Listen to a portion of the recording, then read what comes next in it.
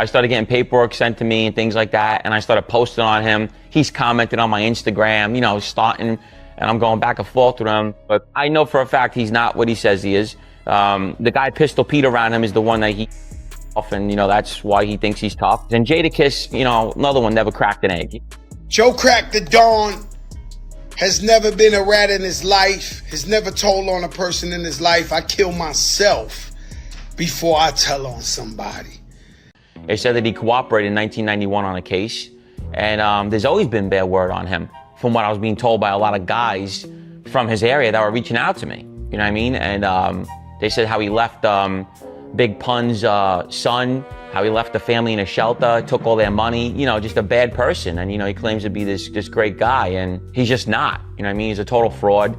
You know, he never cracked an egg in his life. This guy, you know, sings about, raps about things that we all have done in our lives. Him and Jadakiss never did any of that stuff. You know, they're just rappers. You know what I mean? So that's my whole thing. Like, you know, you're rapping about what other people did around you, maybe, not what you did. You know, you didn't rob a whole gym. You know, you didn't these fake stories you tell. You know, everyone laughs at you. Literally laughs at him. He said he robbed the whole gym. Everyone helped him carry the stuff back. Like, come on, Black. Bro, like, come on. It's absurd, the things that are coming out of his mouth. He beat up the karate. He's just ridiculous, bro. You know, he's just trying to be down so hard. It just looks sad almost, you know? Fat Joe, Jadakiss, you guys are reporting me? Come on, man. My YouTube page was taken down, the one that I was, you know, playing around on and getting everybody mad on because, you know, I say what I want, do what I want, when I want, and then people can't handle that. Fat Joe, the fake gangster rapper from the Bronx, you know, the one with all these fake war stories on the internet now. You know, he robbed the whole gym, beat up karate people, this clown. He's reporting me. He can't handle what I'm saying about him. Obviously, you know, the truth hurts, you know. We got paperwork on him. Everything's exposed about him. He's hanging out with people that I know that cooperated, but yet you're sitting with Joey Molino.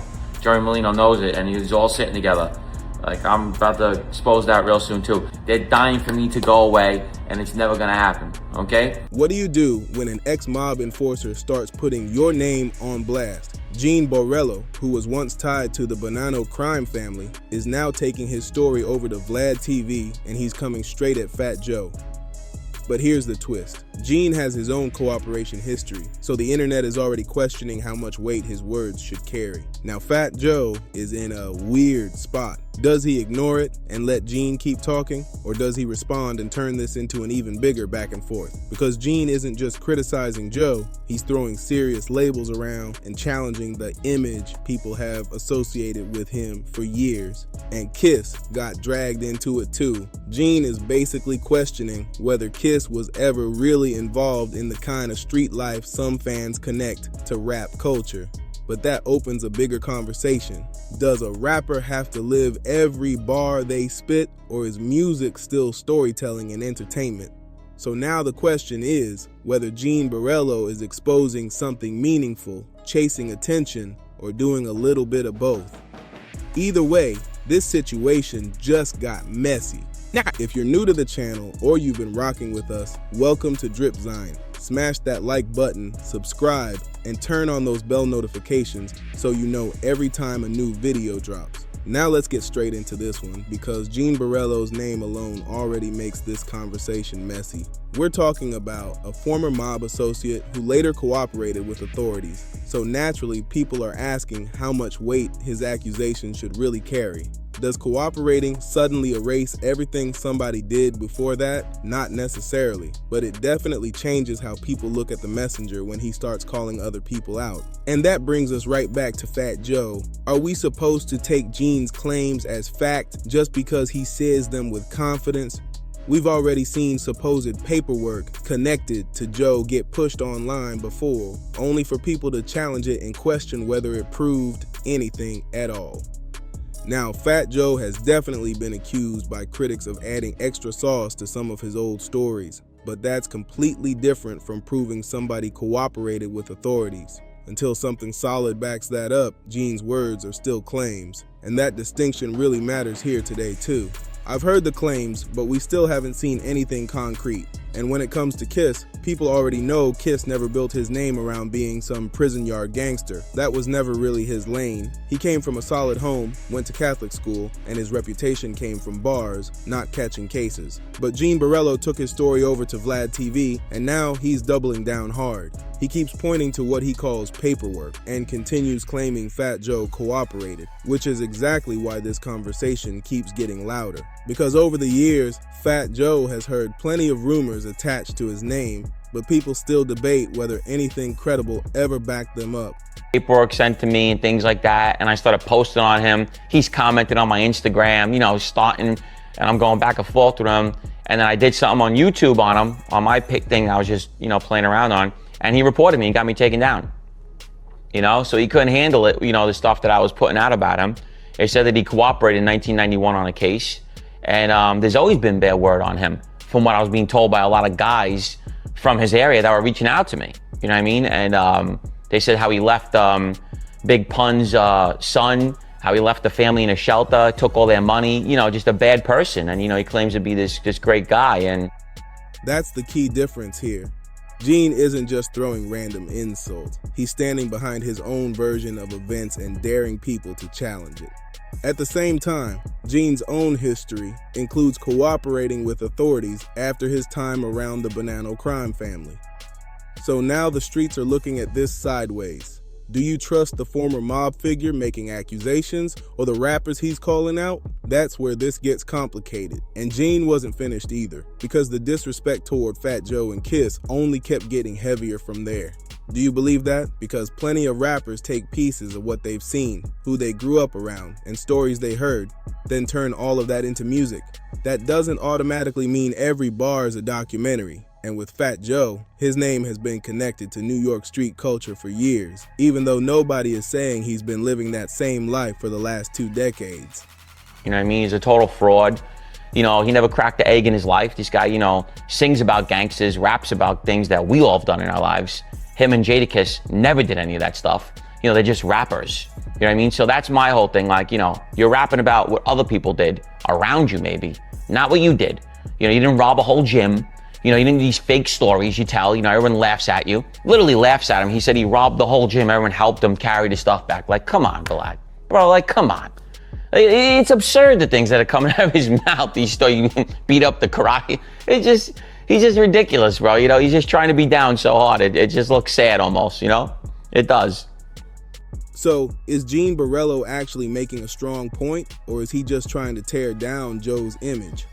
Because if he's leaning on the same paperwork that already floated around online, people have questioned that material before, and nothing definitive seemed to come from it. That's why pushing a serious label without something solid behind it can get messy real fast.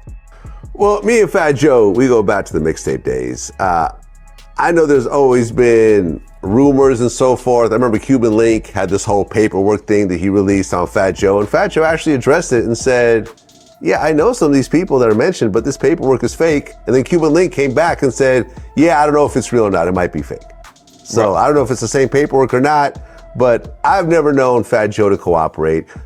Listen, he's been on my show a few times. These days, he doesn't do my show anymore. I don't think we're on the best of terms based on some of the things he said, but that doesn't take away that I've never heard of him cooperating.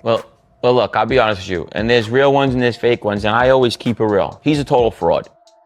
At this point, Fat Joe might be better off not feeding the back and forth at all. Why keep giving attention to somebody challenging your name if you believe the claims are bogus? And Gene knows how to make his story sound convincing. He brings up names like Chinks Drugs and Casanova, talking about people he crossed paths with while incarcerated. That can make some listeners immediately think, oh, he been in the pen with these guys. But knowing certain people doesn't automatically prove every accusation he makes. Pay close attention. When you listen to Gene Borrello talk about the things he claims he's done, he's basically saying he lived a life most rappers only describe in records. So does that give his words more weight? Or is he using that past to make every accusation sound more dangerous? Because the way he keeps coming at Fat Joe, it feels less like criticism and more like he wants a full-blown war. I'll be honest with you. Look, you have a lot of rappers that, like Casanova. I was at MDC Brooklyn when he was in the building. He was shaking the building. He was cutting people and shit. He's crazy. He's a real gangbanger. He raps about stuff he was really doing. You know what I mean? These guys, a lot of them are not what they say they are. You know, they're just rapping to sell records. And that's not my genre, but don't get me wrong. Like, I know a lot of them. I was friendly with Chinx Drugs. You know, I used to go out with him. I had beef with Charlie Rock, the original one, Wanna Be a Baller, Shot Caller. You know, I had my fair share run-ins with rappers and things, but I know for a fact he's not what he says he is. The guy Pistol Pete around him is the one that he, you know, sucks off, and, you know, that's why he thinks he's tough. And that's pretty much how I feel about him. He's making songs about rat and mafia stuff. He has nothing to do with organized crime. You know, if he was a crack dealer, big deal, everyone sold drugs in the hood. Like, it's nothing impressive. You know what I'm saying? Like, I'm not impressed. You know what I mean? You're talking about guys that, you know, sat on humans, hunted them, killed them, did a lot of different things than what he's rapping about or, you know, bragging about in his rap songs. And Jadakiss, you know, another one, never cracked an egg. Gene doesn't seem interested in backing off, and Joe's name keeps getting dragged deeper into it. But here's where it gets interesting. Fat Joe already addressed similar allegations years ago, and I gotta play that for you because it gives more context to the same paperwork Gene keeps pointing toward. Joe's response was clear. That's not my name on that paperwork. They put it there. That was his way of trying to shut the whole narrative down, and it makes Gene's current push even more controversial. Okay. Joe Crack the Dawn has never been a rat in his life, has never told on a person in his life. I kill myself before I tell on somebody. Let's be clear about that, right? Now, with that being said, you have to realize, whether you know it or not, I'm at another level in my life. I worked very, very hard to get to where I'm at. So I have friends, the biggest in the world, the biggest in the game, hitting me up. Yo, Joe, don't respond to these people. You bigger than that. Yo, Joe, don't this and this and that. They're trying to bring you down. This is the most fabricated, false paperwork I've ever seen in the history of mankind. This is like disgusting. Now, those names you see on there are actual people. Those people really went to jail for 20 years. You guys and your friends was locked up with them. You never heard Fat Joe ever talk. They don't even know me. Those guys on that paper, I never met them. They don't know me. So you put a little white out on a piece of paper and you write Joseph Cartagena's name. And you guys break my heart if you fall for that. You guys are disgusting. Because I am the one guy who's successful and still walk these streets to show you that there's no difference. So what's Gene's motive here? Is he genuinely trying to expose something, or is he using Fat Joe's name because Joe is already making noise across YouTube and hip-hop media? Gene took these claims straight to Vlad TV, where millions of people can hear him call Joe a rat and a fraud. That's a huge platform, and once those labels start moving online, the damage can spread fast whether they're proven or not. With Kiss, we already know his name was never built around prison time or proving himself through violence. And let's be clear, going to prison is not some trophy. Kiss built his reputation through music, consistency, and bars. Gene Borrello comes from a completely different background, and because he has publicly talked about cooperating with authorities, people are naturally asking whether that changes how much credibility they give him now. But here's the part Fat Joe has to think about. Gene also talks openly about a violent street past and presents himself as somebody who really lived through situations most rappers only speak about. Does that mean Joe should jump into his inbox, comments, or start trading shots with him? I don't think so. If Joe believes the accusations are false, going back and forth might only give Gene an even bigger stage and keep the controversy alive. And when it comes to the old paperwork, I'm still not convinced by what circulated online. Fat Joe already pushed back on it years ago, basically saying, "That's not my name on that paperwork, they put it there." From what we've seen, that material never settled the argument in any clear way, so why keep feeding it now? Dripzine breaks down what's being said, but claims still need something solid behind them. And with Gene continuing to press the issue, maybe Fat Joe's smartest move was limiting the access and refusing to let somebody else use his own page as a megaphone against him publicly right now. Here's another angle nobody really talks about. This whole situation shows how much the meaning of street credibility has changed.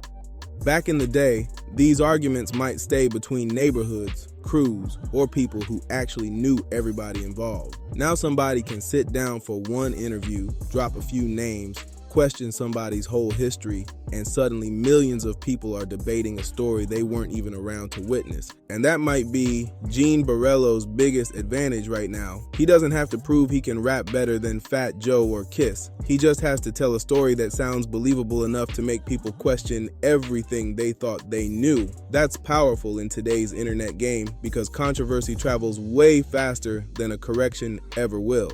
But there's another side to it. Fat Joe has been famous for decades. Kiss has built respect through music for decades. Their careers don't suddenly disappear because one man gets behind a microphone and challenges their backgrounds. Gene may know certain people and may have lived through serious situations himself, but that still doesn't make him the official referee of everybody else's past. And maybe that's what this is really becoming. Not Gene versus Fat Joe, but two completely different versions of what being real even means. One side measures it by what happened in the streets. The other side built longevity, music, business, and relationships. Now the internet is being asked to decide which one matters more.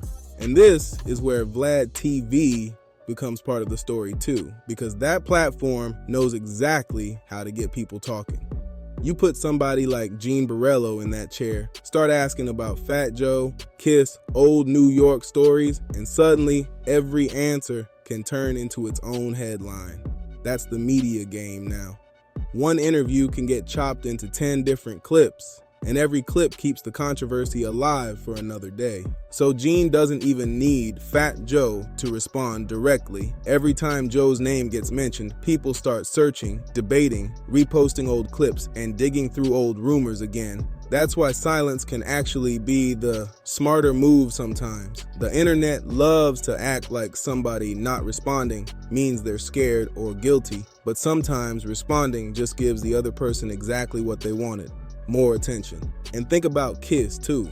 He's almost getting pulled into somebody else's issue for no reason. Gene questioning his street background doesn't change the fact that Kiss built his whole name off being one of the most respected lyricists out of New York. Nobody needed a prison record to confirm whether he could rap. That's why this situation feels bigger than just one accusation. It's becoming a battle over who gets to control somebody's legacy. Gene is telling his version, Fat Joe has already told his, and now millions of people who weren't there are choosing sides from clips online. That's when things can get real messy, because perception starts becoming more powerful than the actual story. Another thing that makes this story interesting is the generation gap behind it. Gene Borrello comes from a world where reputation was built face to face, through people who actually knew what happened. Fat Joe and Kiss came up in hip-hop when street stories, music, image, and real-life connections all mixed together. But today, younger fans are judging all of that through podcasts, viral clips, and screenshots. That changes everything. Somebody can spend 30 years building a name, and then one interview can make a whole new audience question that history overnight. They weren't outside during those years. They don't know who was around who, what was exaggerated, or what really happened behind closed doors. They're hearing different versions decades later and trying to piece together the truth from fragments. And that's exactly why these conversations get dangerous for somebody's reputation. If Gene says something confidently enough, people repeat it. Then another channel repeats that. Then somebody makes a short clip, removes the context, and suddenly the accusations start sounding like established history. Fat Joe has also told plenty of colorful stories throughout his career, and critics have challenged some of them before. That gives Gene an opening to say, if you question those stories, why not question this too? But exaggerating a hip-hop story and proving a serious accusation are two totally different things. So at this point, the real battle may not even be about who was tougher. It's about who tells the story better. Because online, the loudest version can become the version people remember. At some point, this stops looking like regular hip-hop talk and starts getting way more serious. If Gene keeps pushing accusations without anything new behind them, people are naturally going to question whether this is about truth or attention. And that's exactly why Fat Joe has to move smart here. Gene's past is already public, his cooperation is known, and he clearly isn't scared to say wild things on camera. So does Joe really gain anything by responding? Probably not. One reply could turn this into a full-blown media war with clips, interviews, and new accusations flying everywhere. Get down in the comments and tell me who you believe. Smash that like button, subscribe to Dripzine, and turn on those bell notifications, because if Fat Joe fires back, this could get ugly fast. Salute.